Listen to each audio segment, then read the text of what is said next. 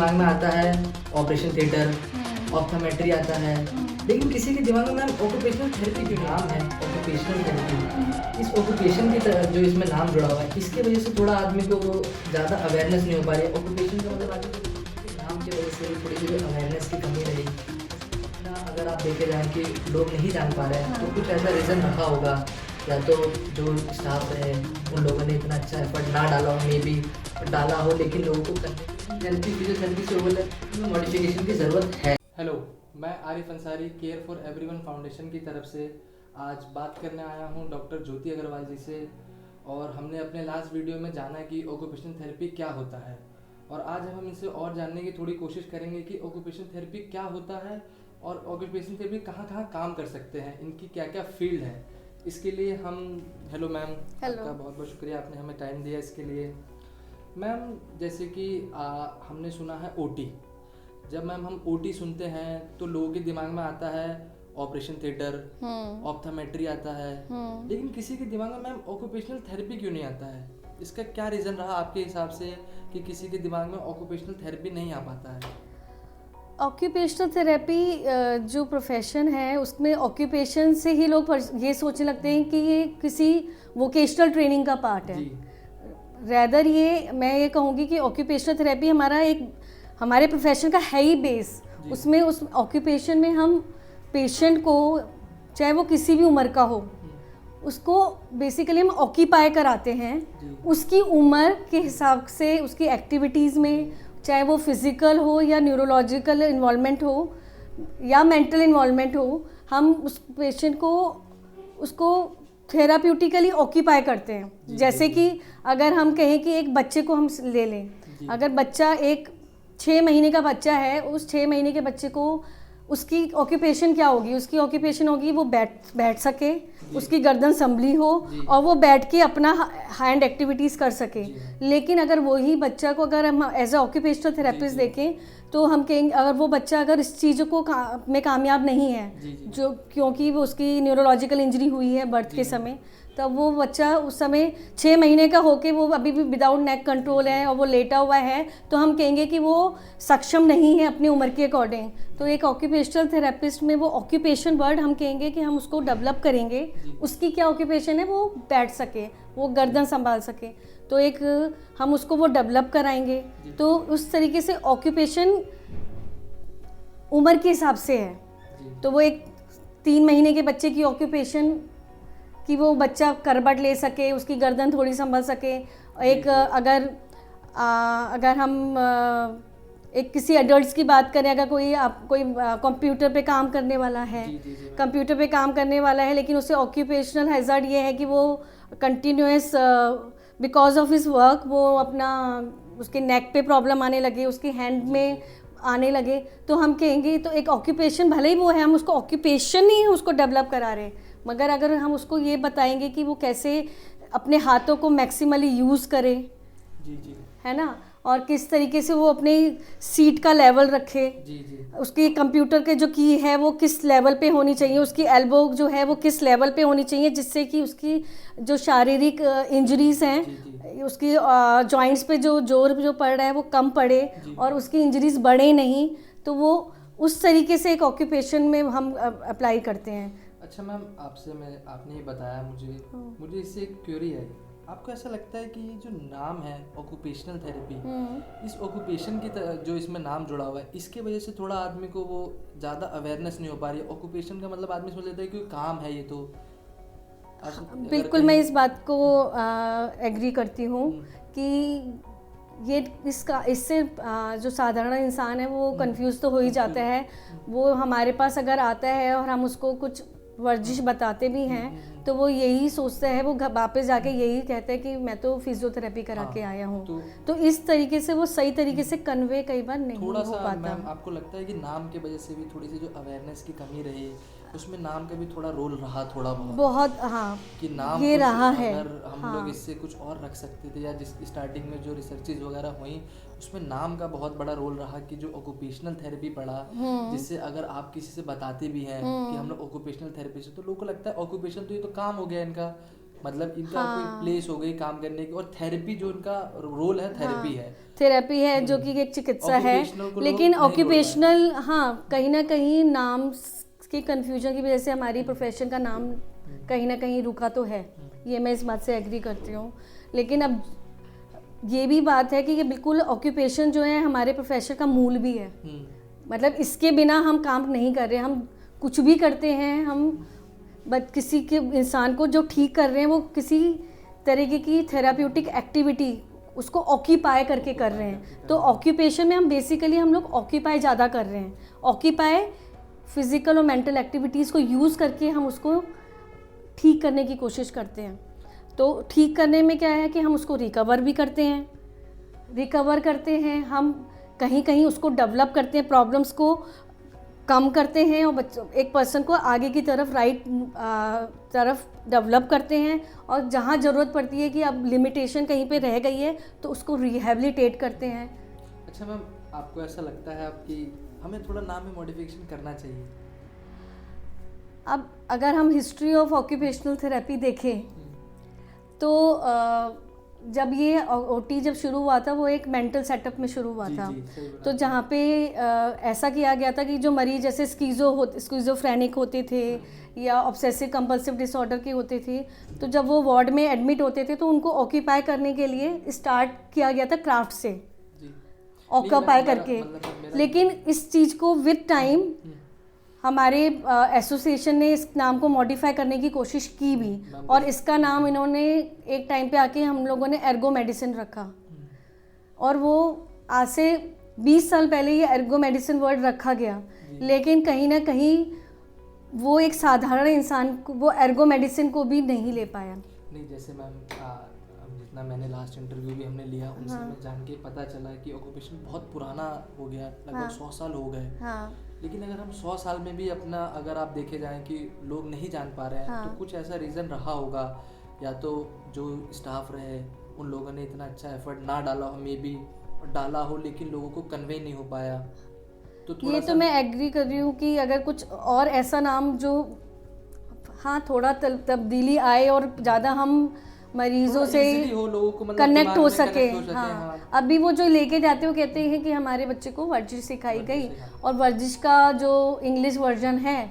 वो physical therapy है। तो हमारा काम जो हो भी रहा है और पेशेंट्स बहुत लाभ भी उठा रहे हैं, बट उस पे बात करेंगे उस पे लाभ के लिए। लेकिन बेसिकली ये हुआ कि मैम थोड़ा सा नाम में होना चाहिए मॉडिफिकेशन। चलिए मैम, और ये अब तुम जो आगे वाली जनरेशन है अगर कुछ ऐसा कन्वे कर पाती है, ऐसा कुछ डेवलप कर पाती है, तो हमारे प्रोफेशन के लिए अच्छा होगा। मैम हमारी टीम यही कोशिश करती है ये अवेयरनेस फैलाने के लिए कि लोगों को पता चले कि ऑक्यूपेशनल थेरेपी है क्या। क्योंकि देखिए इससे बहुत लोगों को प्रॉफिट तो हो रहा है, लेकिन ये है जिसको प्रॉफिट हो रहा है वही जान पा रहा है। एग्जैक्टली। कोई नया अगर चाहे तो अगर किसी डॉक्टर के पास ना जाए तो उसे नहीं पता ऑक्यूपेशनल थेरेपी क्या है, वो डायरेक्ट अगर आपके पास आना चाहे वो नहीं आ सकता है। तो ऐसा क्या रीज़न रहा कि जिसकी वजह से हम अवेयरनेस नहीं फैला पाए? तो हम लोग उसी पे काम करते हैं बेसिकली, जो लोकल सोसाइटीज़ हैं उनको एटलीस्ट पता चले। चलिए मैम, थैंक यू। आगे बढ़ते हैं। जैसे मैम ओटी में हम लोग और क्या क्या कर सकते हैं, जैसे हमारी क्या क्या फील्ड हो सकती है, या हम कहाँ कहाँ काम करते हैं as a OT? Occupational therapist एक वाइड स्प्रेड वे में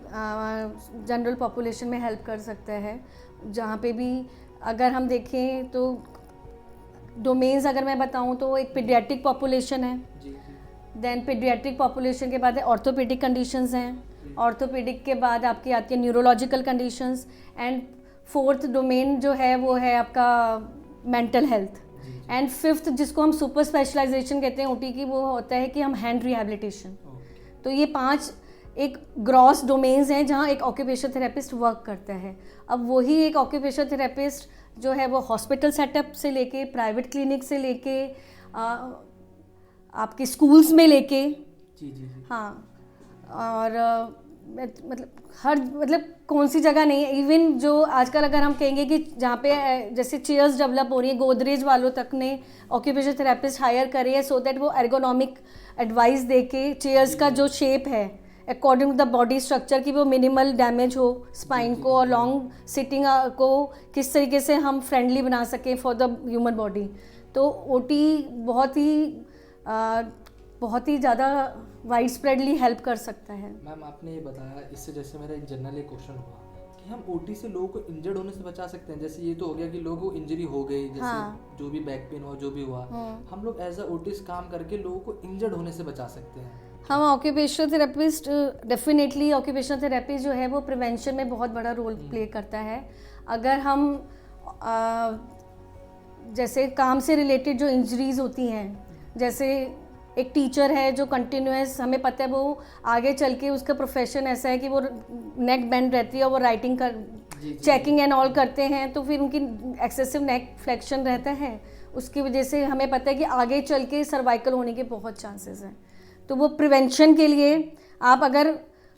उनको हम कन्वे करेंगे तो कि किस तरीके से आपको बॉडी, आपको किस तरीके से किस लेवल पे आपको का काम करना है, हम एर्गोनॉमिक एडवाइस देते हैं, बॉडी पोस्चर बताते हैं, वो करते हैं। इसी तरीके से अगर हम अर्ली इंटरवेंशन बोलते हैं, अगर पीडियाट्रिक में आते हैं तो हम उसको अर्ली इंटरवेंशन बोलते हैं कि जैसी एक न्यू बॉर्न को न्यूरोलॉजिकल इंजरी हुई, तो न्यूरोलॉजिकल इंजरी हुई तो उसको हम कहते हैं the child is high risk for developmental delay, ताकि आगे कुछ अब वो रिस्क पे है, लेकिन अब भी 6 से 1 साल तक पता ही नहीं है कि इसको ये इंजरी के रिपरकशन दिख नहीं रहे। लेकिन हम प्रिवेंशन के लिए जब अवेयरनेस होती है, हमको कॉल आती है, तो हम उसी टाइम पे उसके ऊपर हम वर्क करना शुरू कर देते हैं। उसका सेंसरी स्टिमुलेशन देना शुरू करते हैं, उसको फिजिकल स्टिमुलेशन देना शुरू करते हैं, जिससे कि उसका डेवलपमेंटल, हम उसको उस इंजरी के बावजूद भी एक मैक्सिमल डेवलपमेंट की तरफ ले जा सकें। अच्छा मैम, आपने ये बताया, इससे तो हम एक काम ये कर सकते हैं मैम, जैसे जो हम अवेयरनेस करें तो हम इस पे ना करें कि हम लोग लोगों को इंजर्ड होने से पहले बता दें, या लोगों को पहले से अवेयर करने में हम लोग ज़्यादा रोल अपना करें। एक तो पता है कि हमारी जैसे कोई IT सेक्टर का है एम्प्लॉय, उसको पता है कि इन फ्यूचर में मेरे को सर्वाइकल वगैरह हो सकता है, क्योंकि मेरी 12 घंटे की सिटिंग है। तो हम ऐसा ना करें कि उनको पहले से गाइड करके रखें कि आप ऐसा करिए। हाँ, मैं डेफिनेटली, ये बहुत ही अच्छा आपने क्वेश्चन पुट किया है कि अगर हम जितनी ये MNCs हैं उन सब में अवेयरनेस लाएं, या ऑक्यूपेशनली जो हमारे को क्रोनिक इंजरीज होने के जो चांसेस होते हैं उनके बारे में हम अवेयर कराएं कि भैया ये आपके प्रोफेशन के साथ ये प्रॉब्लम्स आ सकती हैं, तो आप किस तरीके से अपने को मेंटेन करना है, तो एक OT डेफिनेटली एक हेल्प करेगा। तो मैम जैसा मुझे आपसे बात करके लगा, तो हमें ऐसा करना चाहिए कि हमें अवेयरनेस इस तरीके से करनी चाहिए OT की कि हम आपको इंजर्ड से पहले, मतलब आपको कोई प्रॉब्लम हो उससे पहले प्रिवेंट कर सकते हैं, ताकि आपको प्रॉब्लम ना हो। हाँ, और इसी तरीके से जैसे जीरियाट्रिक, जैसे जैसे एज बढ़ती है, लोग 60s तक में तो आजकल बहुत फिट रहते हैं, बट मैं कहूँगी अबव 60 धीरे धीरे 70 और 80 जैसे हमारा एज में बुजुर्ग पॉपुलेशन जिसे कहते हैं, हमें पता है कि आगे चल के बैलेंस रिएक्शंस कम हो जाते हैं, लोगों की बैलेंस इंजरीज होती हैं, फ्रैक्चर्स भी मोस्टली यही होते हैं कि बैलेंस नहीं रहता, गिर जाते हैं, या पोस्ट फ्रैक्चर कितनी कॉम्प्लिकेशंस आती हैं। तो अगर हम एक OT जो है एक जीरियाट्रिक पॉपुलेशन में प्रिवेंशन का काम बहुत कर सकता है। अच्छा मैम, चलिए, अगर एज अ स्टूडेंट, मान लीजिए मैं एज अ स्टूडेंट अगर करियर लेना चाहूँ OT को, तो मेरे लिए क्या सही रहेगा, या मैं अब आगे जाके और लोगों को ये कन्वे करें कि OT में आइए आप लोग, या OT का आप करिए ऑक्यूपेशनल थेरेपी? बिल्कुल करिए, क्योंकि ऑक्यूपेशनल थेरेपी एक बहुत ही इम्पॉर्टेंट प्रोफेशन है, और आज के टाइम पे जो मैं आज से 10 साल पहले देखती थी या 20 साल पहले देखती थी, तो ऑक्यूपेशनल थेरेपिस्ट की डिमांड बहुत बड़ी है। और इवन ऑक्यूपेशनल थेरेपिस्ट पूरी तरीके से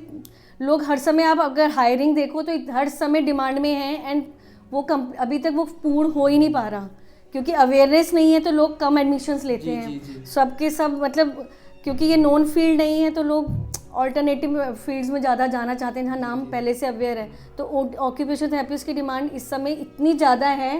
कि वो पूरी तरीके से सफाई सी नहीं है। अच्छा मैम, आपने ये बताया, इससे रिलेटेड क्वेश्चन मैं आपसे पूछना चाहूँगा, हमेशा मैम ऑक्यूपेशन थेरेपी फिजियोथेरेपी से ओवरलैप क्यों हो जाता है? ऐसा आपके लिए ऐसा क्या रीज़न होता है कि हमेशा जो ऑक्यूपेशन थेरेपी होता है फिजियोथेरेपी उसके ऊपर ओवरलैप कर लेता है? ऐसा क्या रीज़न रहता है? नहीं, ऐसा मुझे लगता है कि एक तो ये ट्विन प्रोफेशंस हैं, ये तो इसको हम दो राय नहीं है। कहीं ना कहीं देखा जाए, जहाँ OT ऑक्यूपेशनल थेरेपिस्ट और फिजियोथेरेपिस्ट एक ही कॉलेज में वर्क कर रहे होते हैं, और जो हमारी जो बेसिक मेडिकल नॉलेज है, वो हम सबका जो फाउंडेशन है वो हमको बिल्कुल एक सा मिल रहा होता है। उसके बाद हमारे रोल्स जो हो जाते हैं वो थोड़े से डाइवर्सिफाई हो जाते हैं, लेकिन we both work with the same type of patients mostly. अगर एक ऑर्थोपेडिक केस आ रहा है वो फिजियोथेरेपी में भी जाएगा, एक ऑक्यूपेशनल थेरेपी में भी आएगा। तो कहीं ना कहीं जब पेशेंट वो जा रहा होता है ना, तो वो ये कह के जा रहा होता है मैं वर्जिश करा के जा रहा हूँ, वो फिजिकल थेरेपी में चला जाता है। तो कहीं ना कहीं वो ओवरलैपिंग इस तरीके से है, लेकिन दोनों के अपने अपने काम अलग अलग हैं और हम लोग करते भी हैं, बट कैरी ओवर जो घर जा रहा है ना, वो थोड़ा सा कंफ्यूजन में जा रहा है। तो वो अगर मैम देखा जाए तो फिर तो ये ऑक्यूपेशनल थेरेपी की ही कमी रही, अगर माना जाए कि आप इतना, या तो आप हम लोग कन्वे नहीं कर पाए उनको एज अ ऑक्यूपेशनल थेरेपिस्ट। हाँ, मैं कहीं ना कहीं कहूँगी, लेकिन हम बोलते हैं, लेकिन वो साधारण लोगों में शायद ये वर्ड बोलने में थोड़ा डिफिकल्टी तो है। बोला एंड मतलब यही आता है अगर हम लोग पूरा इंटरव्यू को देखें कि हमें थोड़ा नेम में मॉडिफिकेशन की ज़रूरत है, क्योंकि इतना टाइम हो गया, 100 साल से ऊपर हो गया, 100 ईयर बहुत होते हैं मैम, लेकिन फिर भी अगर अवेयरनेस नहीं हो पा रही है तो मे बी नाम का बहुत बड़ा एक इफेक्ट है। चलिए एक ही लास्ट क्वेश्चन आपसे, बिल्कुल जैसे कि आजकल का जो पूरे वर्ल्ड में चल रहा है कोविड की वजह से लोग नहीं चाह रहे हैं हॉस्पिटल जाना, लेकिन फिर भी बहुत से ऐसे पेशेंट हैं जिनको ज़रूरत है, तो उनके लिए आपके हिसाब से ऐसा क्या करना चाहिए कि अगर वो हॉस्पिटल ना आ पाए तो जैसे जस्ट लाइक कि हम लोग ऑनलाइन कर सकते हैं, तो इससे इफेक्टिव होगा पेशेंट के लिए, आपको लगता है ऐसा? नहीं, जिस तरीके से ये 2 साल से हम कोविड का देख रहे हैं और जिस तरीके के मैं पीडियाट्रिक केसेस देखती हूँ, मैं स्टडी भी कर रही हूँ कि एक effect of Covid on autism, तो उसमें यही आया है कि क्योंकि पेरेंट्स बच्चों को लेके बाहर निकल नहीं पाए, बच्चे क्या बड़े भी हैं, लेकिन हमें बच्चों की पॉपुलेशन में ज़्यादा दिखा है कि क्योंकि उनको वो एक्सपोजर बच्चों को हम एक कमरे में कन्फाइन किया, उनके डेवलपमेंटल, उनके बिहेवियरल डिसऑर्डर्स बढ़ते जा रहे हैं। तो आज के टाइम पे ऑनलाइन जो थेरेपी है वो इफ़ेक्टिव तो है,